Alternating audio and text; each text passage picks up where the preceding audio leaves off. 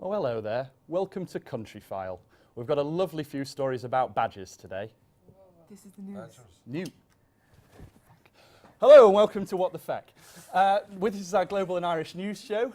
I'm Chris Bennett. I'm Roisin Burke. We've got two guests on today. We've got Barry Murphy and Bryn Heffernan. Hi. Hello to both of you. Thank you for coming on. Hi. Hello. I'm going to start the show briefly now with a little clip from YouTube that I found with a new aid campaign coming straight out of Norway and Africa. So I'm just going to cue up the first 40 seconds for you. Check out the rest online. Here we go. Getting Africans together in this time of need for Norway, you know, helping them out.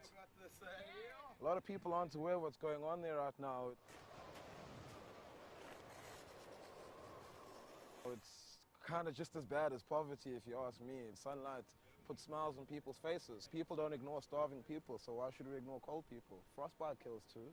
Africa, we need to make a difference in Norway. We need to collect our radiators, ship them over there, and spread some warmth, spread some light, and spread some smiles. Say yes to Radiate. Okay, so that was a new aid campaign called Radiate, coming out of Norway. Basic premise, just to fill you in on it.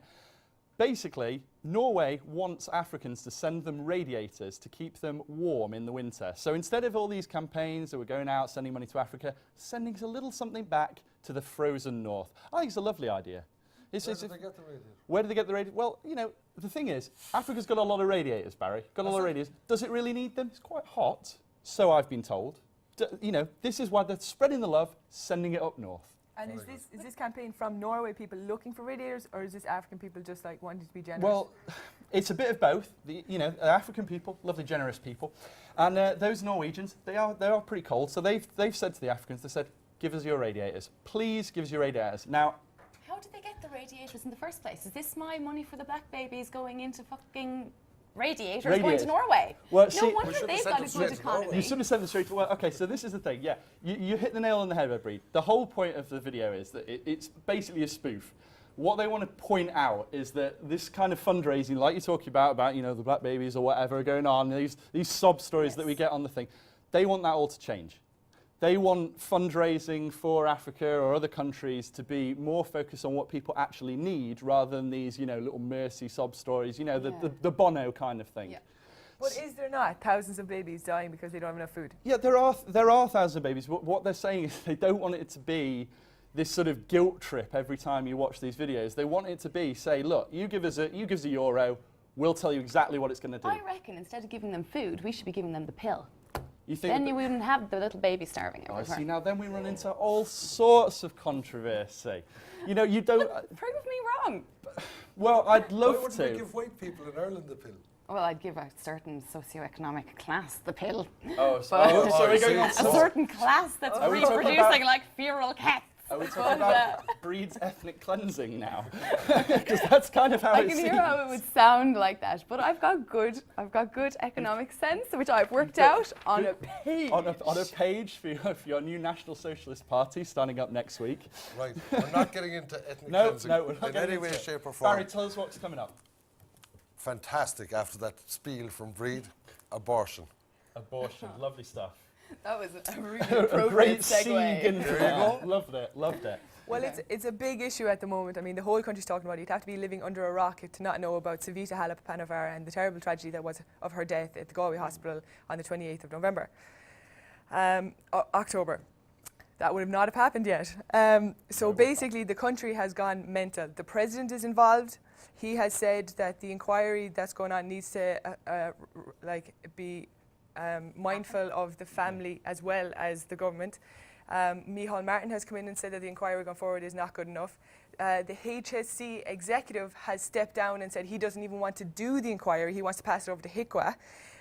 So there's just absolute uproar at the moment. As well as that, the X-case legislation that has been there for 20 years but was never put into government, was never legislated, it was a ruling that should have gone through that would have said that if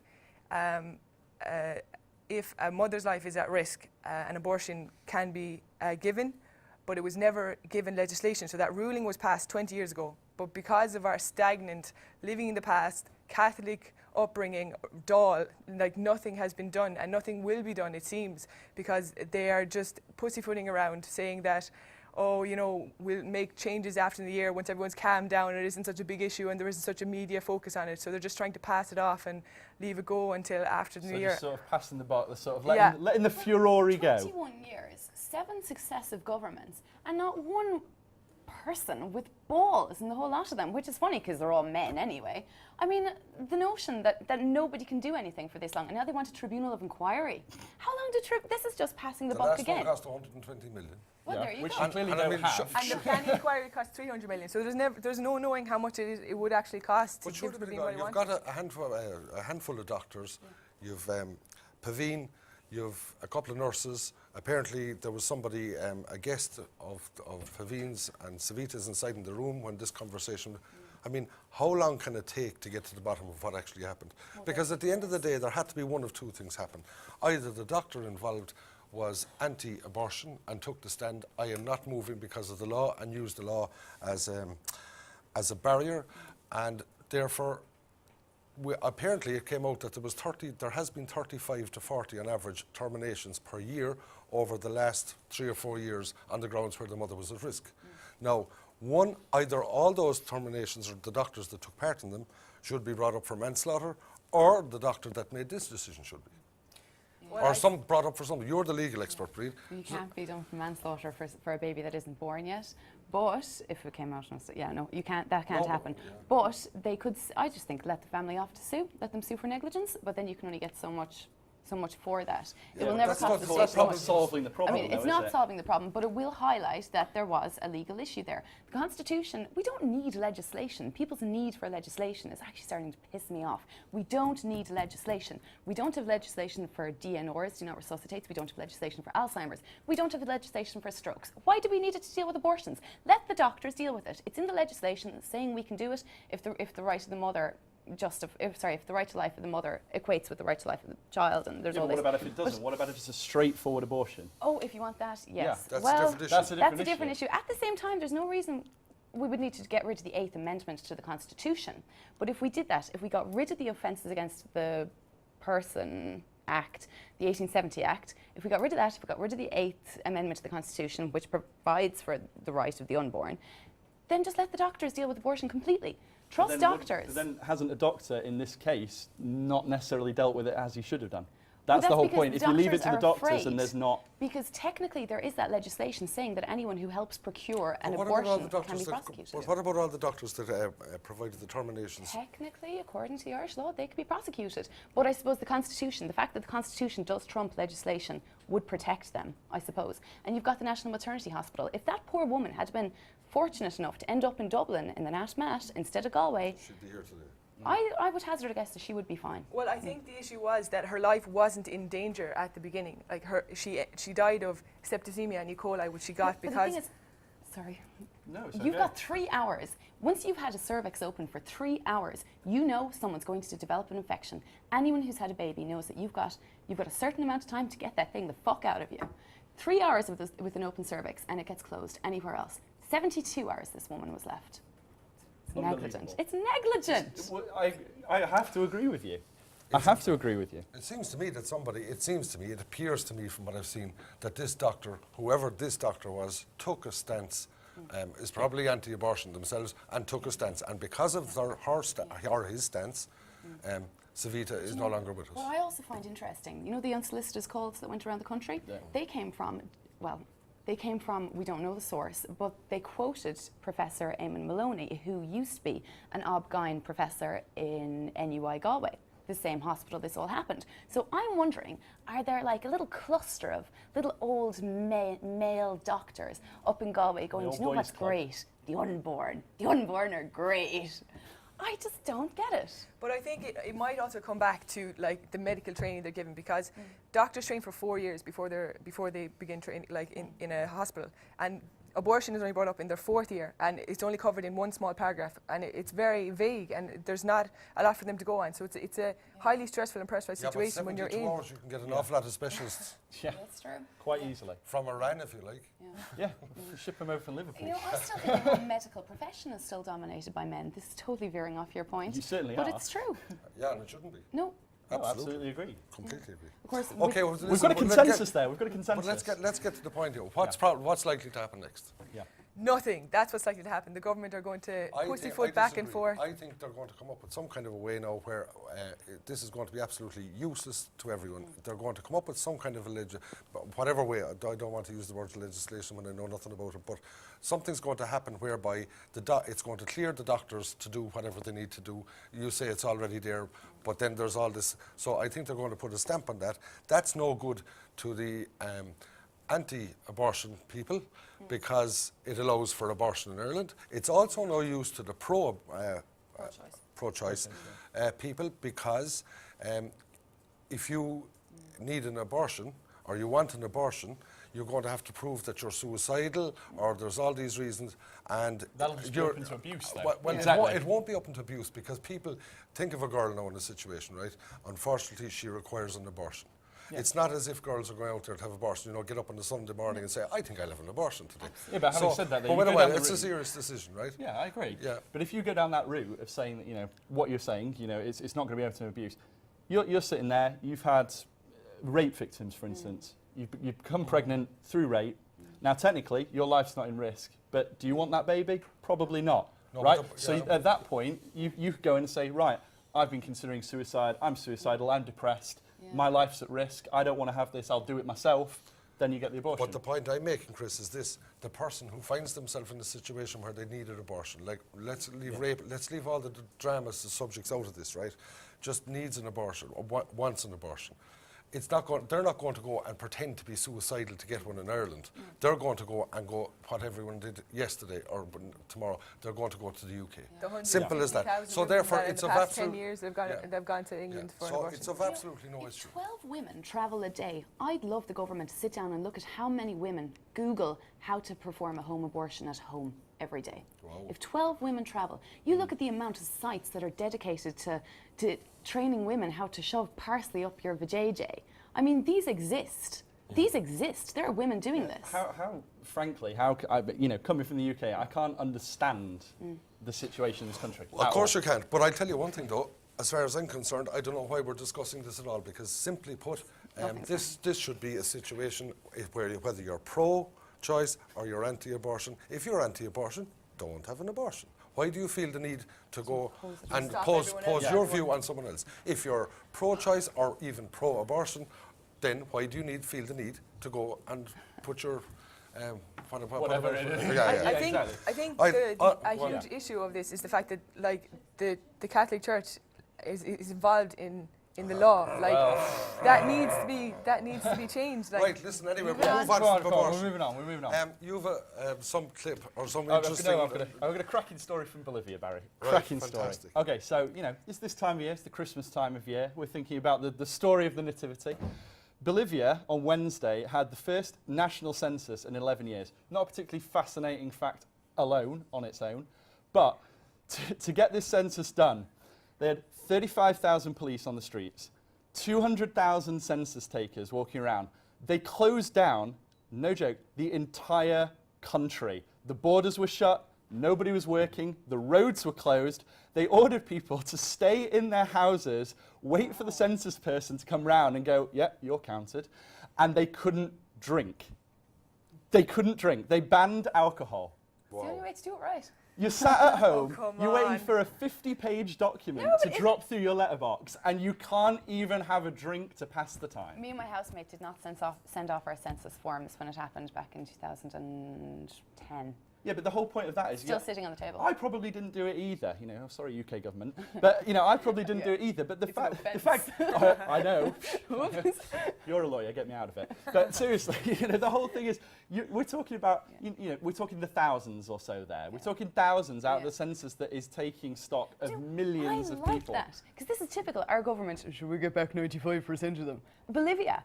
Boom. We're going to do something. We're going to do fucking right. Can I come in here? Of course you can. Where does the drink come into it? You can't count pissed people? Apparently not. Apparently. You can buy a drink and take it home if it's out of No, you get fined. You got fined. You could have picked it the day before. Exactly. You could have got drunk the night before maybe, but you couldn't get drunk on the day. If the census people came to worse. your house, found that you were drinking, heavy fines. But that would be just worse. Imagine if you spend the whole day in your house and you were hungover and you couldn't even go out I and get bet like you- a, I a, bet a you breakfast one roll or Yeah. something, do you know, to make I yourself bet, feel you one better. thing, I bet you that the porn tube spike and that 24 hours was something serious. We must check them If only stats. we Always back to the porn tube, Barry. If only Always Feck back to the TV porn launched tube. before that day.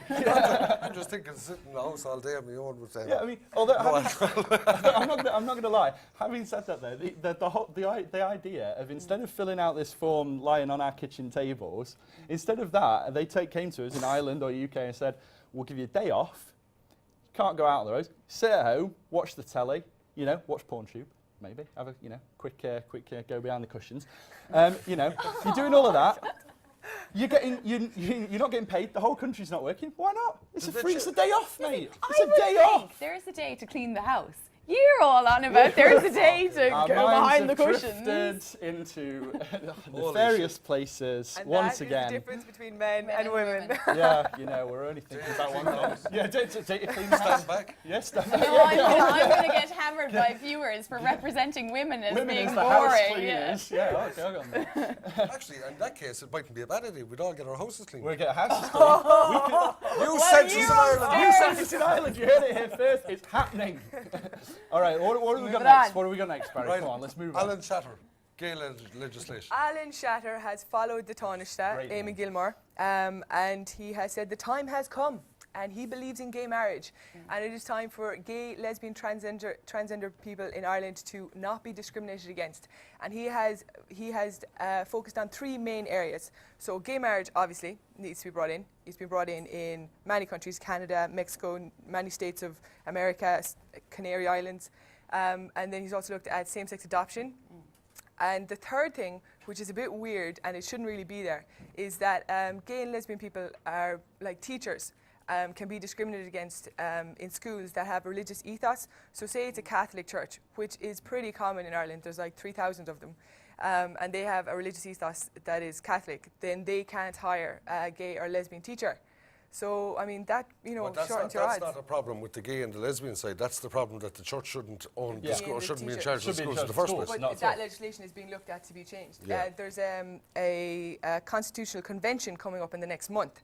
So, there's promising sounds coming across, maybe There's always we're promising going sounds, though, aren't Do there? you know what Yeah, I but reckon? I think because they're so backward with the abortion thing and they don't want to touch that, they're probably looking at other areas that they could improve and be like, oh, we don't mind fixing this, just, shut up about the abortion, shut up about the abortion. So I think this might actually go through.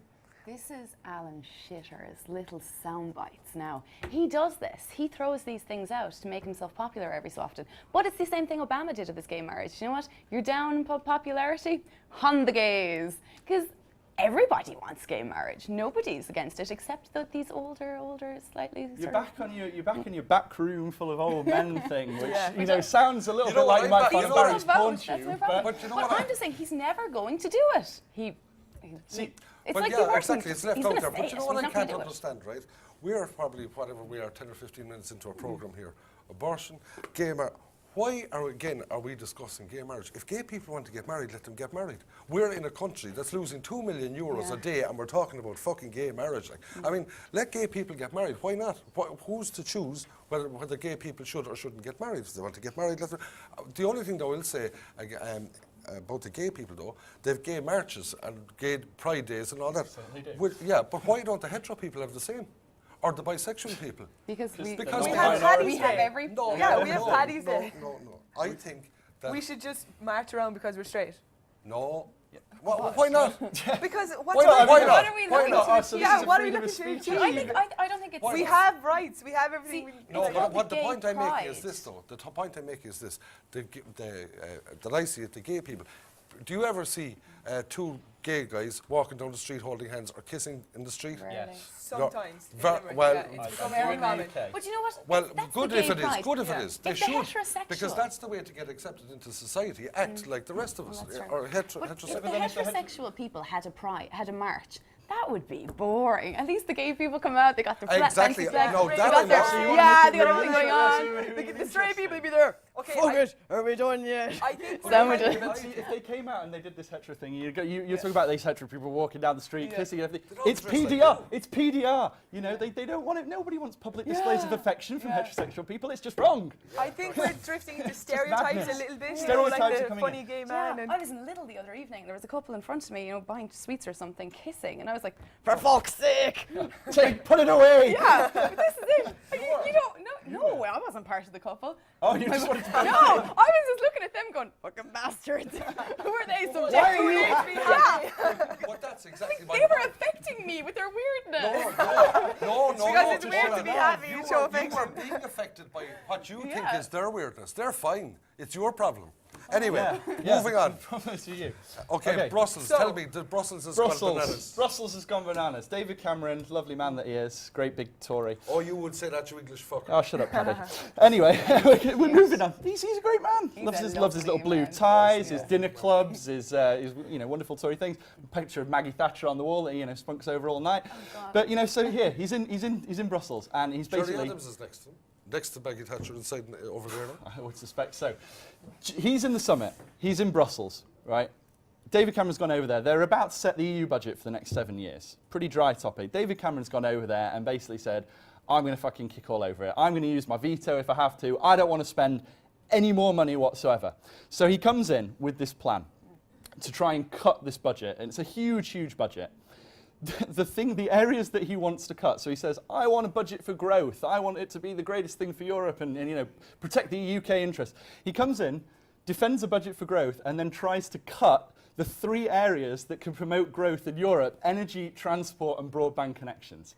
Okay, whatever about transport, you cannot cut broadband. It is like water. You need broadband. You can't cut transport. How else am I going to go interrailing anymore? If you've good broadband, you won't need to go. Yeah, there are more people sitting at home on their laptops than there are getting out there on no. trains. It's like definitely. Roisin's holiday. Instead of let's go going, let's just Google Maps it.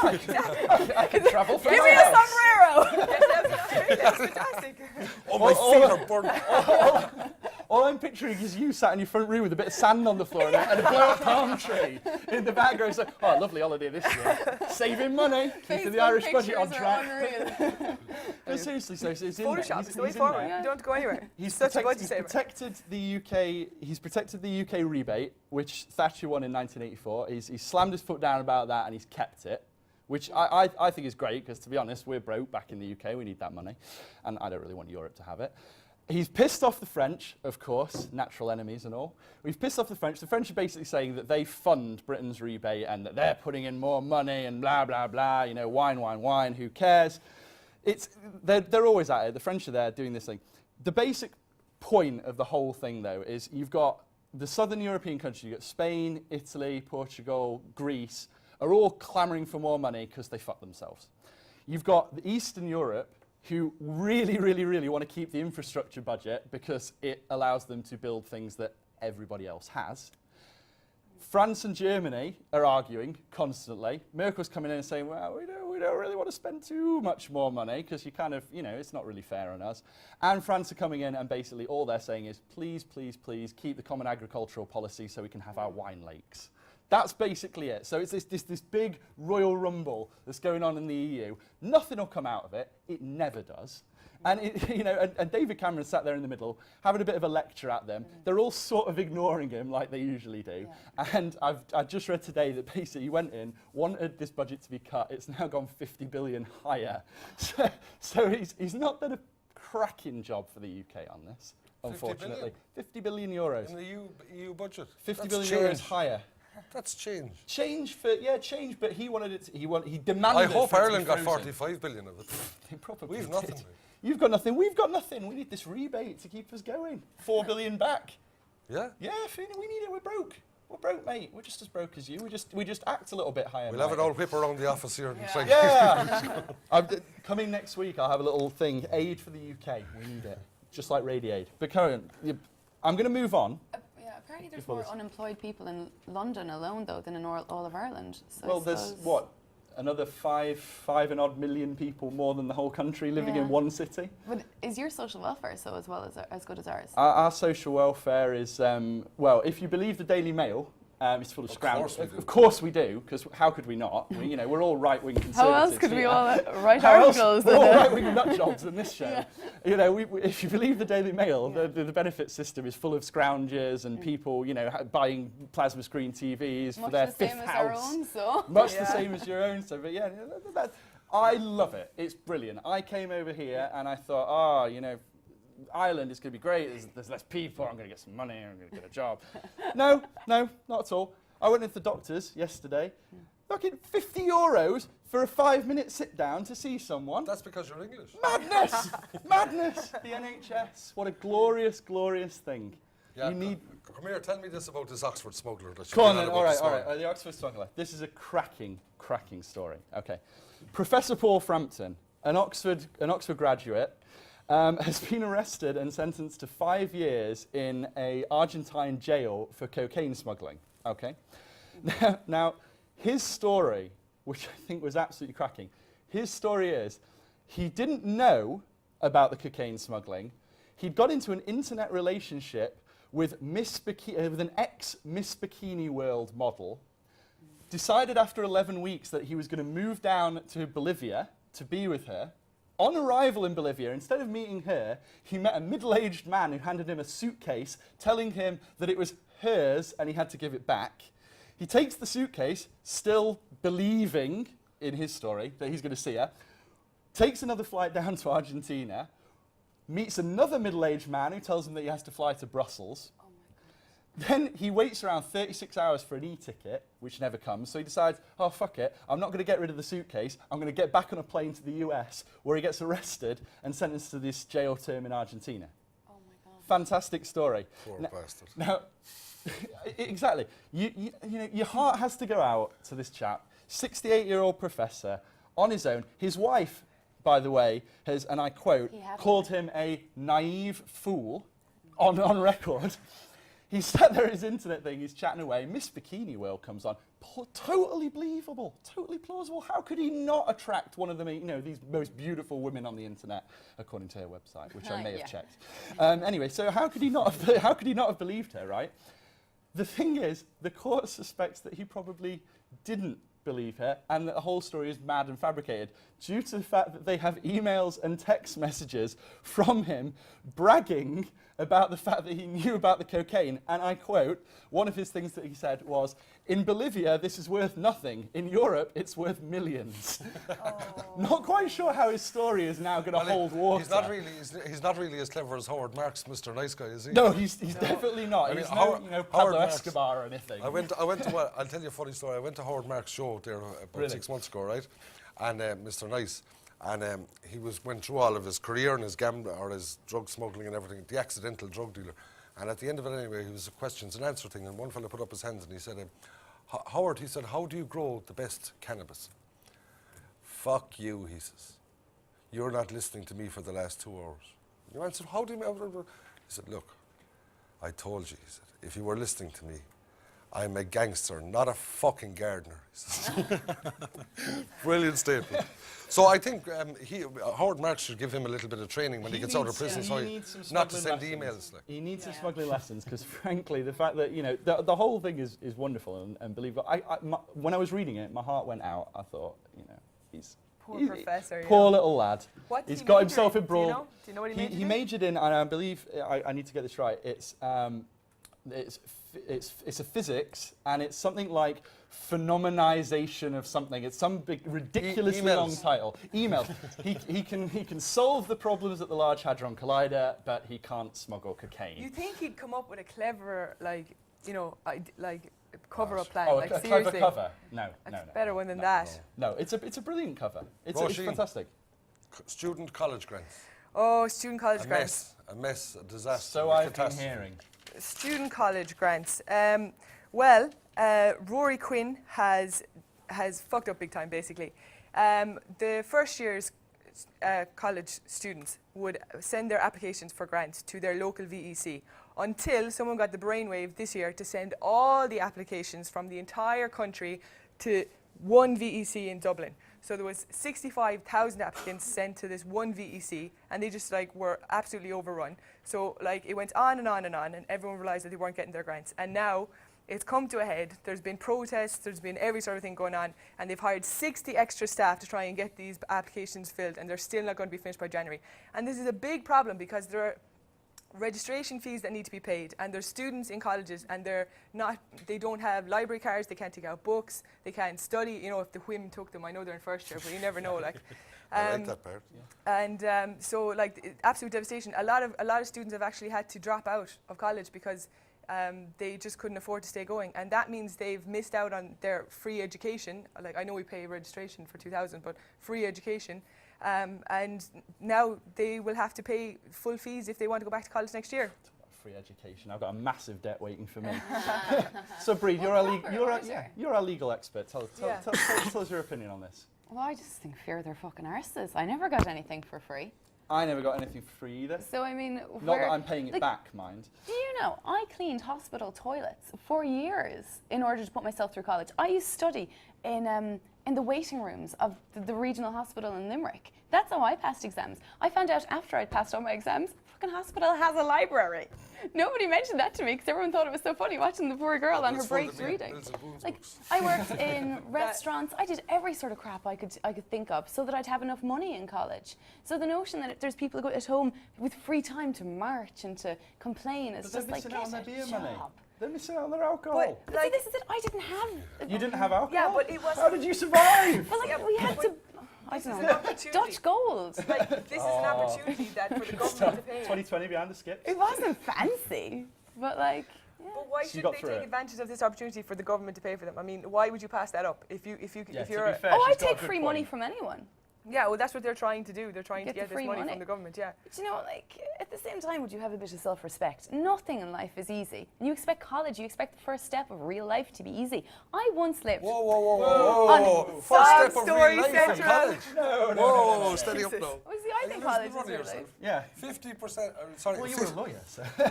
You know, I reckon we can cut, they're talking about the budgets to run the third level education. I reckon we can slice them in half very simply.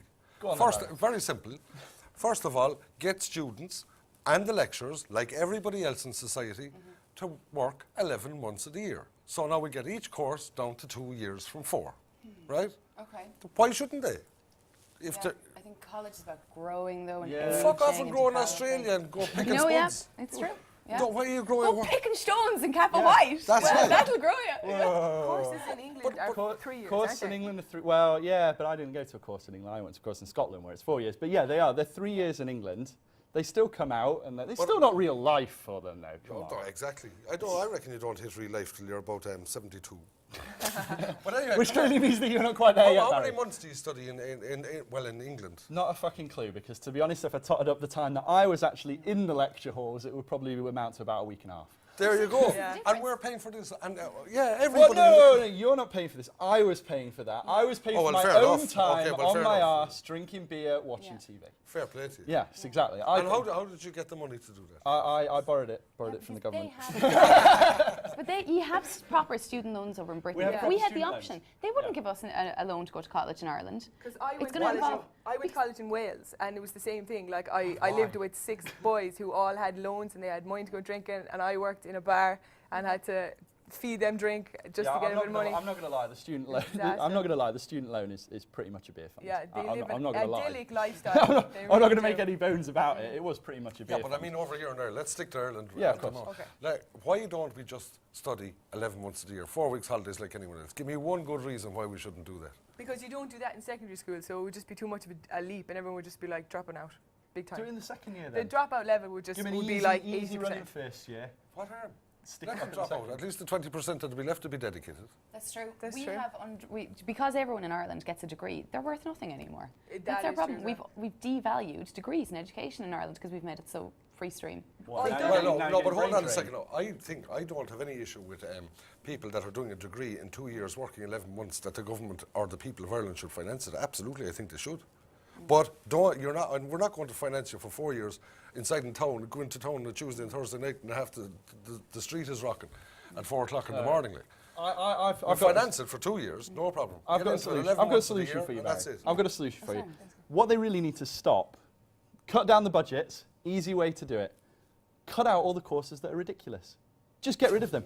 Frankly, That okay. would would work. That would help, because think Get about rid it. of the crap. Right, I went to university up in Scotland. What's crap to? I went up to Scotland. No joke. There is a course you can do up there. Golf turf management. Love it. Love That's it. for me. That's for you. where I'm That's for going you. next. Be a greenskeeper. Ride around on your golf cart. Have a few drinks. Easy peasy. That's your degree done. Drop those crazy courses. Philosophy. Yeah, all right. Come on. I mean, Philosophy is very important. Philosophy is Yeah, no, important. I'm Otherwise, big you end up fan with of a load of headless human beings running around that don't think about what they're doing. courses. No, okay, Oh, I've got no, a better then idea. turn it Better into idea, better employment idea. factories, Make come the on. employable courses free education, and then make the fancy things like theology and all that crap payable, private. If you want to do something random, You're onto pay for something it. here, Bree. You're onto something. you make Smart. We are solving things fire. right now. But they're the The theologians. future is here. We're going to start the Socialist Party. It's happening. Feck TV for government. I don't know how this happened. Anyway, there should be working 11 months. Should be End of working story. 11. We'll move on. Asylum seekers. Asylum seekers in Australia. I'm really, really pissed off about this. I'm really angry when I saw this story. So, in Australia, up until 2008, they were running offshore detention facilities in Pacific Islands. So basically, you've seen in the stories all these people trying to get to Australia on boats. The boats sink. People have died. It's not a very nice situation. So instead of saying, all right, we'll tow them to shore and we'll process them on the mainland and we'll deal with it in a humane and lovely kind of way like that. Oh no. We're going to put them in camps on tiny Pacific islands in the middle of bumblefuck nowhere and leave them there, and I quote, that both the opposition party and the Labour Party in government at the moment want to leave them there for upwards of 5 years. 5 years on a rock in the middle of the Pacific island, just wanting to come to Australia as an asylum seeker. And what will happen after the 5 years? Nobody knows. You could get sent home. We'll worry about it in 5 years. We'll worry about it in 5 years' time. But to me, it seems ridiculous. And the best thing about it is, because in my mind, I was sort of started thinking like a little bit Nazi-ish, little bit like that. They called this, the name for it, the Pacific Solution. Loved it. Well, Loved it. solution's always going to be a bad You've got word. to but slipping the solution in there. Not a great Oh, idea no. for people in detention camps. My friend, out let me there. tell you something. Up the road here, about 4 miles from where you're sitting, there is a place where there's a load of asylum seekers housed in temporary accommodation, and has been for the last 5, 10 years, whatever. And they, I'm not sure of this. Actually, we must do a program and bring in 1 or 2 of these people, because they are sitting up there, and as far as I know, they get their food and their bed and something like €5 a day. €19 a week, I think, and €5 per child. Is it? Okay, something like whatever. Anyway, but it's not much different to the Australian job. Well, see, these the thing- people, no, but hold on. The point I'm making is these people cannot work in the system, right? No. We've got a situation here where we've, like every country, where we've a certain amount of useless people. I'm not talking about people on the social welfare. I'm talking about the people that want to be on the social welfare, which is very different from all the people on the social welfare that don't want to work. And then we've got people up here that want to work and want to contribute to society. So we've got to separate people. We can't be separating people because of race or anything else. The people who want to work and the people who don't. Separation is fine, but the problem here is that you've got them on your mainland. They've got access to you. They've got access to your rights, your legal representation, all of that kind of thing. You stick them out there. They're outside of that. They're outside the sphere. Already, Amnesty's gone over and said that the whole situation is completely crazy. If I could choose to be stuck in Cork or stuck in a Pacific island, I'd take this Pacific island. See, you might say that, but when they've just done a recent survey on it, these people are living in tents on an island which gets extremely hot. They've got, the tents are leaking, they've got no permanent structures. You could be up there for 5 years. It's like the plot of Papillon. You're stuck on Devil's Island out there and you can't get off. You can't get on a boat, you can't go to Australia, you can't do anything. And it shattered my illusion. It shattered my illusion. I was all thinking in there, bounce to the dog. We have to buy a stamp. We have to go to the post office and buy a stamp and put it on Breedsford and post it to Post it to the Pacific. Take me now. Take me now. If she's there, she wants to come, you can have her. Okay, talking about moving on again, Roisin. Social welfare, half a billion euros. €500 million has been saved by the government so far this year. €500 million of fraud social welfare payments have been found, and they expect to find another 145 million by the end of the year. So there is a lot of people skimming social welfare payments, and just getting a bit of extra cash to go drinking on the weekend, and it's costing a lot of us a lot of money. Those bastards. The biggest payment where they found the most money was being skimmed was in one-parent families. So 167 million was found by people saying, "Oh, I'm all alone. I'm by myself." But they actually weren't. The big liars there. Oh, so when the inspectors come around, they ship the boyfriend out the back, yeah. kind And of then thing. they're He's climbing down the drain pipe. Yeah, but there's all his work boots and everything. All his work boots he's up to do. Oh, they're mine. I cross-dress on the weekend. So what's Ireland doing about it? What are we doing? We have just increased the number of people working for the revenue, so they're going around. So we're paying more money out to solve the problem of more money Exactly. being So taken. what else would we do? So they've increased That's why the we amount of. imported you to solve all our problems. That's why I'm here. Back to. We tried Merkel, it didn't work. Try Merkel. You brought the English in again.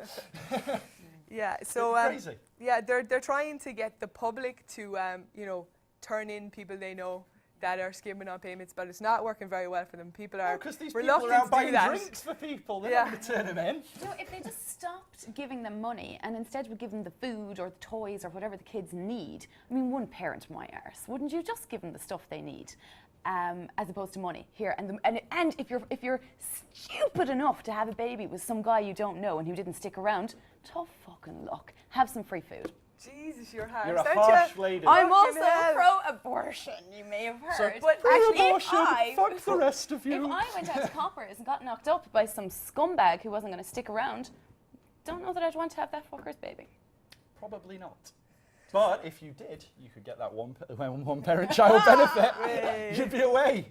You'd be down the discotheque all night. Because And if you tried really hard, you Islands. probably had the a council Pacific house as well. Islands. Yeah, you could take that little one child to the if Pacific I was Islands. really lucky, I'd have twins or something, so we'd get more than double the Oh, money. you could just keep it going, like quintuplets. Listen, the whole social welfare thing, right? I have this issue where I figure anyway, nobody should ever get anything for nothing, ever.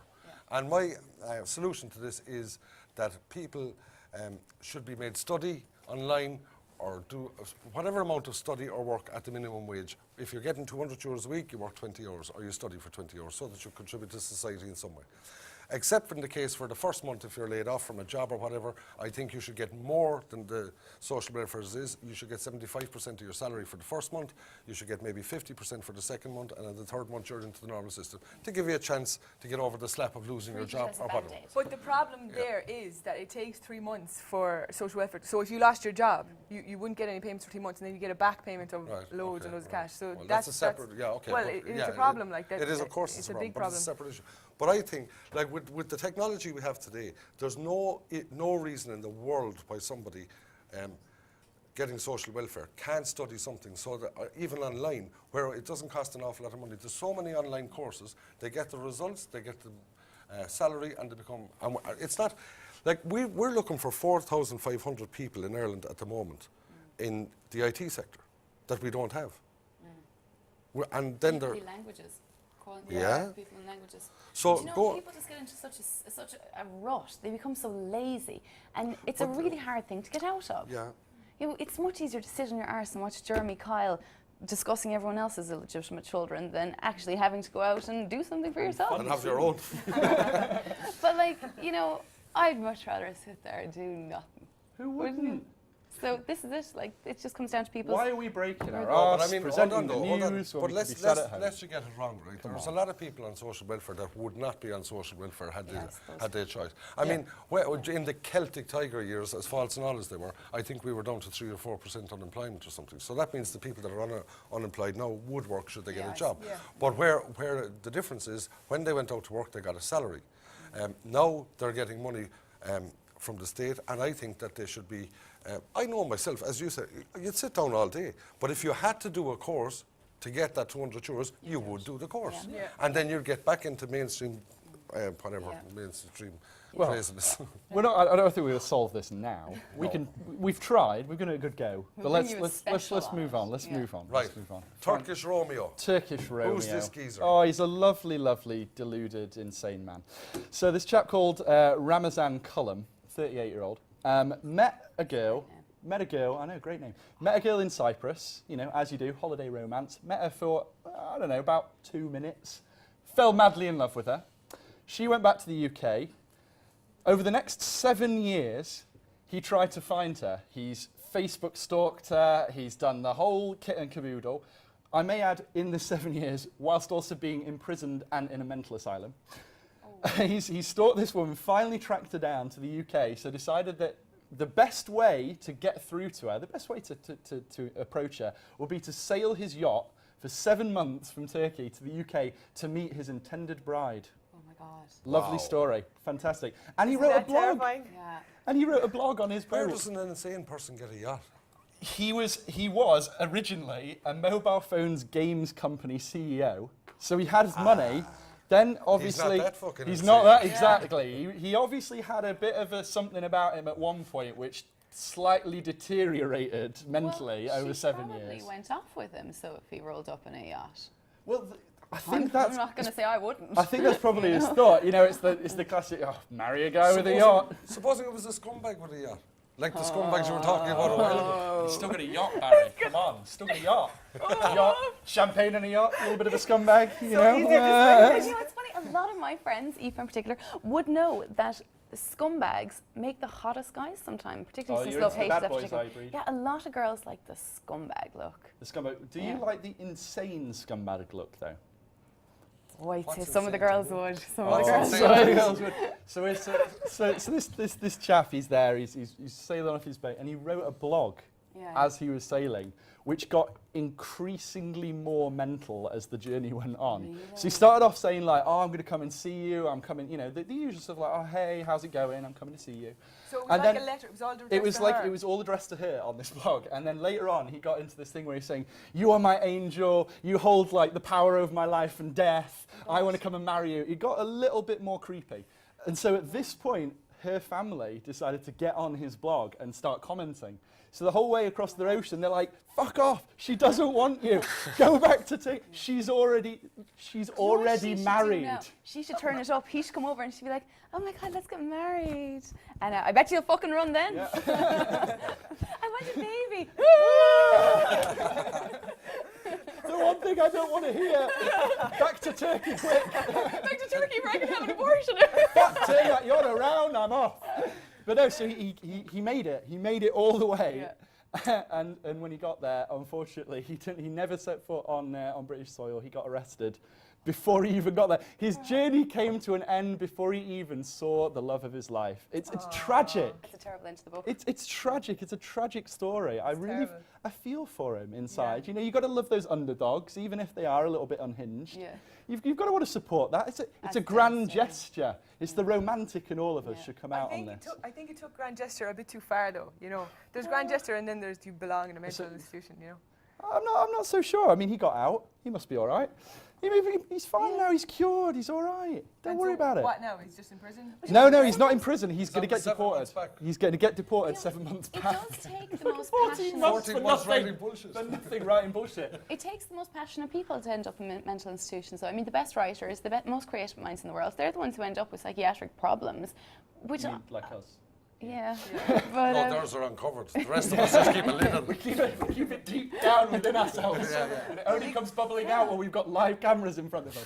there's probably a very fine line between that level of passion and that level of slightly crazy. Yeah, I think he may have taken a giant leap across that line in this story. A bit of Right, where are we Lexapro. moving on to now? I think we're The finishing off final with our thing interview. we have today is an interview that we pre-recorded earlier with David Lane. He's a drugs coordinator with the HSC, and basically we were talking to him about the pros and cons of cannabis because it's looking to be legalised again in the Dáil, and we were just wondering what his views on it were. So. Yeah. Here we go. We're going to Here cue we that go. up. So on that note, we're going to finish ourselves, and you This is watch a the big week programme for at the end cannabis of it, users in and, Ireland. Yeah, we look a lot forward of to seeing you again. despair really as soon. Yeah, we're going to have a 6,400 drink cannabis on plants the were fellas, confiscated yeah. by the police. Cheers, lads. Oh, yeah, There yeah. might be a bit of a shortage this Ramazan. Christmas. Take it And away. as well as Cheers, that, lads. Roscommon Bye. TD Ming, as he's known across the country, has decided to once again try and legalise cannabis, and the bill has been put forward for April. So we brought in an expert. We have David Lane with us from the Drug Coordination Centre in the HSC, and he's going to talk to us about the pros and cons of cannabis and whether or not it should be legalised. Good morning, Roisin. Good morning, David. How are you? Not too bad. What are your views on cannabis? I suppose cannabis for us in addiction services, and I suppose just to clarify, I head up all of the addiction services across Cork and Kerry. and I have done for the last 4 or 5 years. And before that, I would have been involved in the Cork Local Drugs Task Force. So you have a lot of experience, so you know what you're talking about. I have quite a bit of experience, I suppose, from the treatment and rehabilitation end of dealing with certain substances, like cannabis, but I suppose also in terms of alcohol and other what would be perceived as harder drugs as well. Yeah. What proportion of the problems would you see that you'd put to cannabis as against alcohol, heroin, cocaine, which are all very different? Yeah, we'd work with around 2,000 people every year, Barry, in treatment services. Okay. So I suppose when you look at... How many of them would be cannabis only? Well, I suppose if I was to break it down for you, in terms of the under 18 category, and I suppose that would be a significant concern for us in addiction treatment services. We'd have around 200 people who come to us looking for help every year who are under 18. And of those 200 people, I would be saying that around 85 to 90 of those would have problems with cannabis. Only? Not only cannabis, and I suppose, look, I mean... Well, how many would have problems with cannabis only? I suppose there are... Out of that 200? Yeah, there are very few people who would come to us exclusively with one drug. I mean, the common theme in terms of people coming to us, whether they're under 18 or adults, the majority of them are using a cross-section of illegal and legal substances. So it's a very rare event where we'd have somebody coming to us exclusively with one drug. How many people do you think would require your services that would be on cannabis only? In other words, people that are using cannabis only, do you think they would require your services? We would have a few, Barry, but it would be a small number. Very small number. So in terms of those 80 to 85 people, you'd be talking single figures where you'd be dealing with cannabis only. Sure. So as opposed to, sorry Chris, as opposed to multiple figures when you'd be talking about drink, which is a legal drug, as against heroin or cocaine, which are obviously illegal. Well, I don't think we can ignore it really, Barry, either. I think that when you're looking at a debate around legalising any substance, I think you've got to factor in a number of different things. And I don't think you can look exclusively at, are there people coming to addiction treatment services with just one drug, and does that mean something? I don't think it does, to be honest with you. I genuinely believe that what we need to do is look at, I suppose, the broader context of drug misuse. And we had a current experience recently, for instance, where we had a significant problem with head shop products.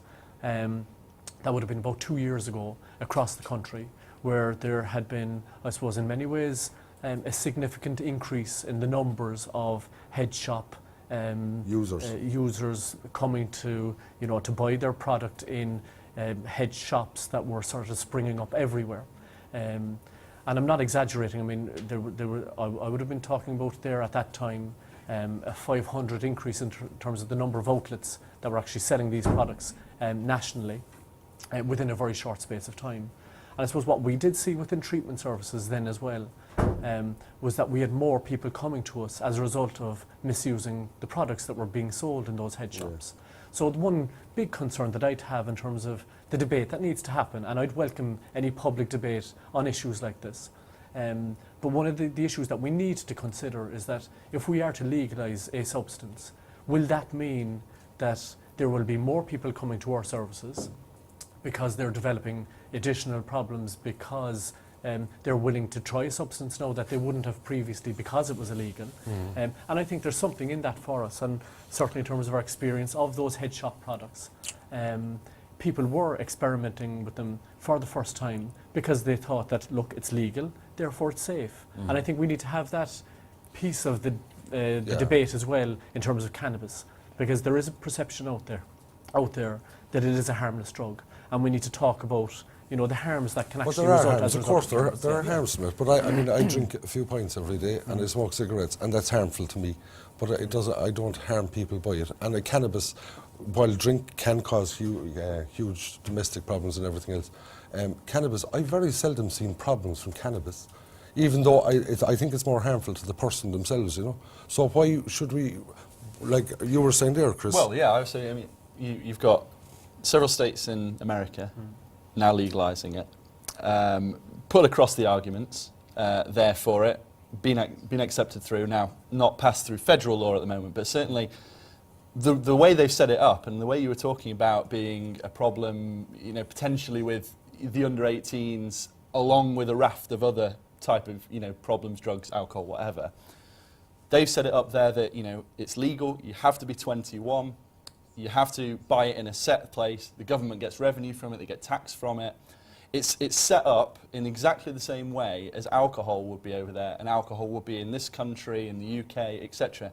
Now, setting cannabis up in a way like that it can be regulated, it can be sold, it's part of a government sort of, you know, initiative, as it were. Would that not be something that would sort of solve almost sort of some of the problems that you're trying to say? Because, you know, you regulate it by the government's in charge of it, they can then quite actively, happily, with some of the profits that they're getting back from it through tax, put out a campaign, like you were saying, to make people aware of what they're going into it. Exactly like cigarettes, say, this is what it could do. If you still want to do it, it's your own free choice. And plus we wouldn't be wasting guard resources going around looking for cannabis dealers or cannabis any dealers. That's right. Yeah, would you agree that it's like a losing battle at the moment? I mean, just look at the operation that they took part over the weekend, the amount of cannabis they found, and that's probably only scratching the surface. Like, who knows how much else cannabis there is out there, you know? So do you not think that it's a losing battle and you should probably just try and, you know, make money from it rather than losing money trying to fight it?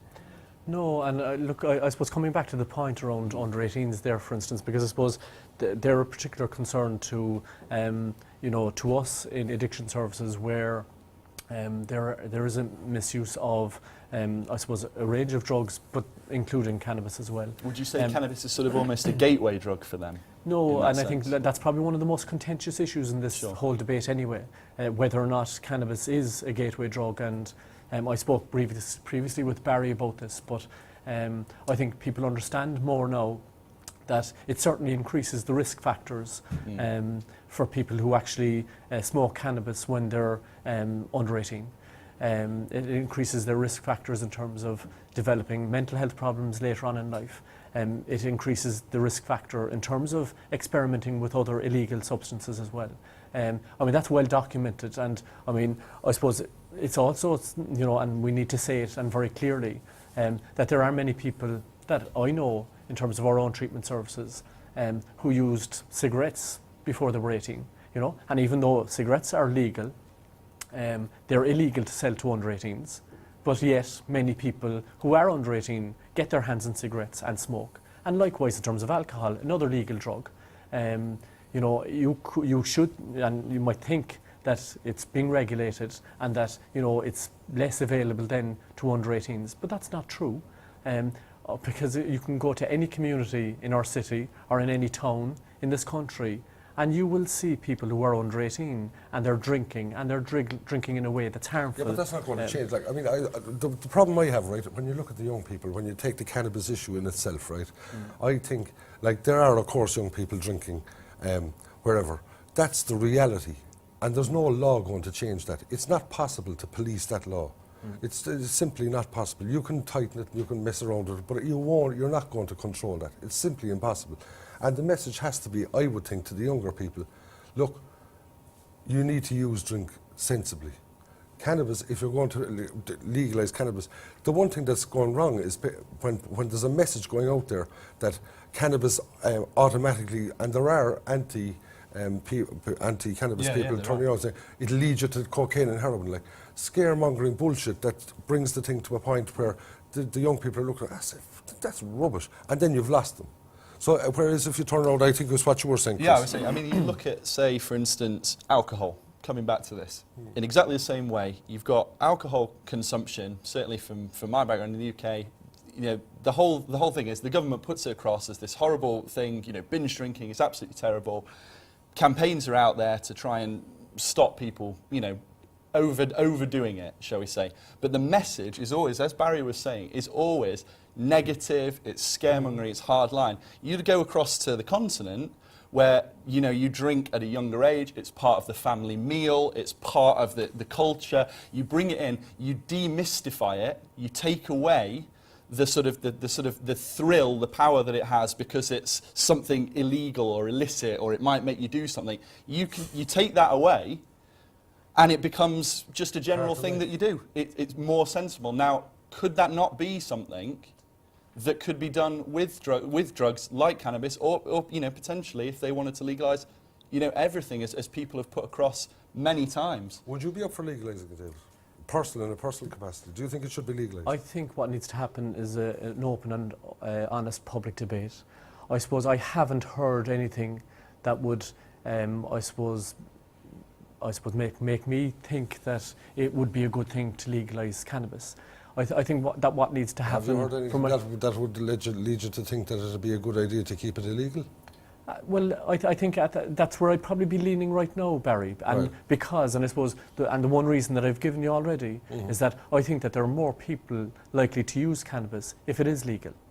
I think but are more people likely to use it, but maybe use it in a proper way?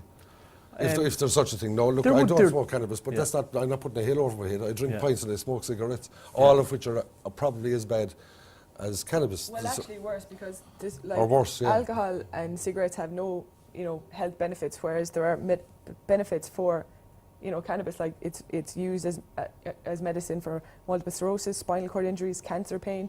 There's a new drug just introduced, Sadovix, for multiple sclerosis, and it's approved by the Irish Medicines Board, but we can't use it in this country because cannabis is illegal. Yeah. Well, I think, and in terms of the debate, I think there are certain benefits in terms of using drugs that can ease certain people's pain in relation to illnesses that they've got. And I think that's why this open and honest debate needs to happen. Absolutely, and it is a different issue. I mean, if you're dying of cancer, you get morphine, heroin, you know what I mean? That's not to say that we should be all taking heroin, you know.